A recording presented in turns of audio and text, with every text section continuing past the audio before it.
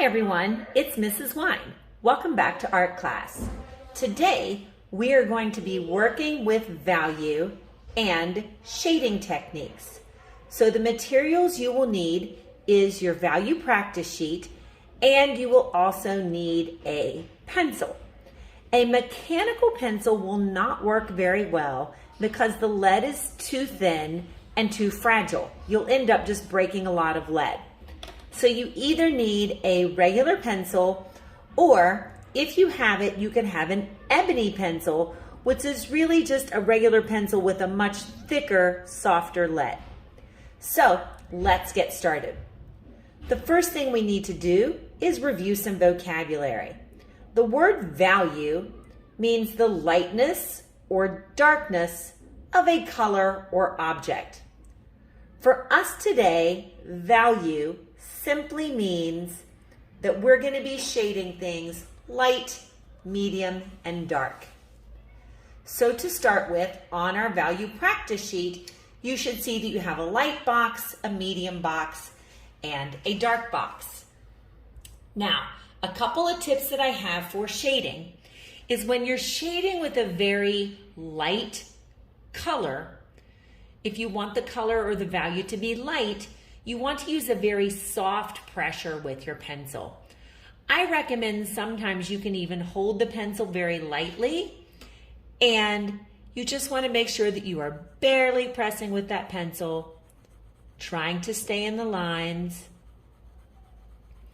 and trying to create just one solid value as you go down the page. It doesn't matter which direction you do. Sometimes to prevent showing little pencil lines, I like to start by shading horizontally, and then I will even come back and shade a little bit vertically.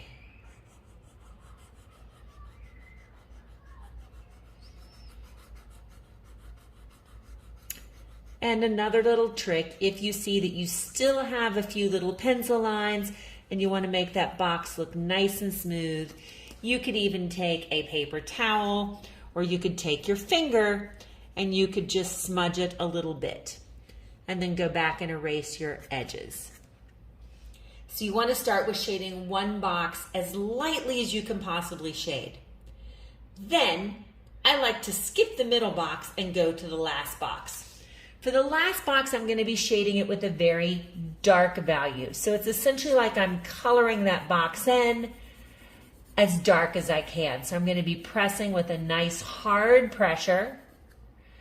And again, I like to go both vertically and horizontally. That will help eliminate those pencil lines, especially for the dark box. It is very important that you make sure you cover up all those white spaces or all those peekaboo spaces.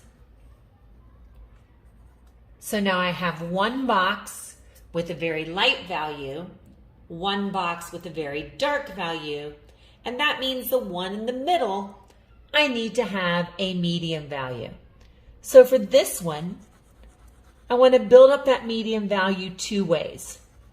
One is I compress with a medium pressure, but the other way to build up that value is essentially to color or to shade a little longer in that area. Now you do have to be careful when you get to the edges. You want to stay inside the lines of this box. But I'm just going to try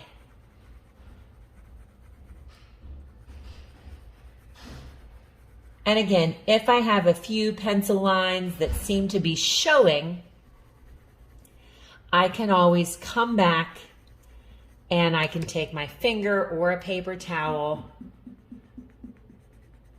and I can just smudge it just a little bit to make it nice and smooth. So that's pretty easy, shading, value, creating light, medium, dark. What is a little bit more tricky is to do the work with shading.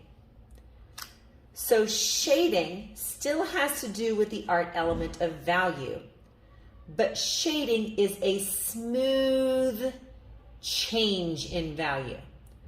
So notice for the box for shading, it starts off light and then it gradually gets darker and darker and darker. So I'm not creating a light box, a medium box, and a dark box. The whole point of shading is you shouldn't be able to see a line where the shading starts light or starts dark or where it starts to change. So again, you can start off shading very, very lightly. So I'm going to hold my pencil with a very light pressure. And again, I'm going to go up and down because I'm trying to fill this whole box. And I'm really just pressing as lightly as I can. And then the longer I go across this box, I don't start to really press harder yet. I'm just staying in the same area for a little longer. Maybe I go back. And so that it gradually starts to get a little bit darker. And now I can start to change the pressure just a little bit. I'm not pressing really hard. I want it to gradually just get a little darker and a little darker. So I'm just pressing a little bit harder, staying in the same area and shading for a little bit longer. And then the closer I get to this end, the harder I start to press and the longer I stay in that area.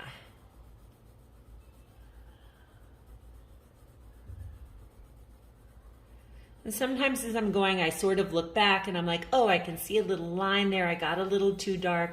Let me bring that shading back a little bit. I'm trying to fill in the whole box without going outside the lines. Sometimes I see students going really big outside the lines and then thinking they'll just erase it. But that's kind of a bad habit because you won't always be shading in a perfect box. Now, one trick that might be helpful is if you have that ebony pencil. So now I'm pressing pretty hard, filling up this last box. But if you have that ebony pencil or that drawing pencil, you can even go back and you can make this dark value even a little bit darker, because that ebony pencil will give you a very dark value. And then again, I want to make sure that you can't see where I stop shading dark. So I might have to bring this out into this area a little bit just to make it blend in. If I notice I have some white spaces along the top, I can go back and color those in.